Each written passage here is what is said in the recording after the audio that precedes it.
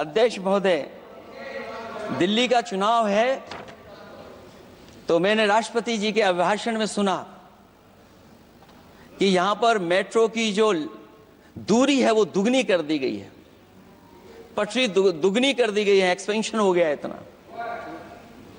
अध्यक्ष महोदय, मैं स्वीकार करता हूं दिल्ली का चुनाव है, एक्सपेंशन की बात करेंगे, लेकिन कभी आपने क्यूटो का नाम सुना है? आपने वेनिस का नाम सुना है? मैं अध्यक्ष महोदय आपके माध्यम से जिसको क्यूटो बनाने के लिए सपना देखा गया था, 10 साल पूरे हो गए हैं,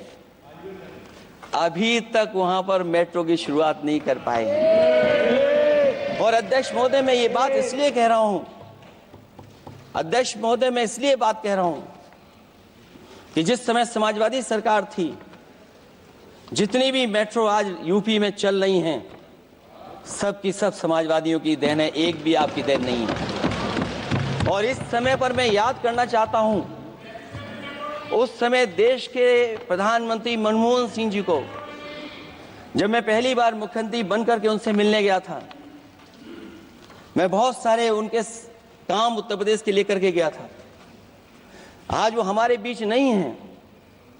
लेकिन कम से कम उन्हें इसी बात से याद कर रहे हैं, जो जो मैंने काम उस समय दिए थे, एक एक काम उस समय के प्रधानमंत्री जी ने मेरा पूरा कर करके, और उसका परिणाम ये हुआ है अध्यक्ष महोदय, और उसका परिणाम ये हुआ है कि आज उत्तर प्रदेश में जितनी भी मेट्रो चल रही हैं, चाहे वो लखनऊ की हो, कानपुर की हो, आगरा की हो, नोएडा की हो, ग्रेटर नोएडा को जोड़ रही हो, दिल्ली को जोड़ रही हो। और अध्यक्ष महोदय, जिस समय उद्घाटन हुआ था दिल्ली से नोएडा को जोड़ने वाली मेट्रो का, उस समय देश के प्रधानमंत्री एक विदेश के बहुत बड़े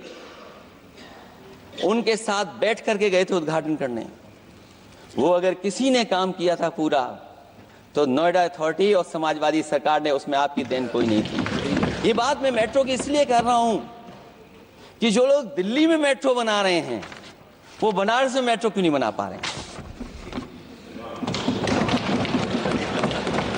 और दिल्ली का विकास अपने आप हो जाएगा,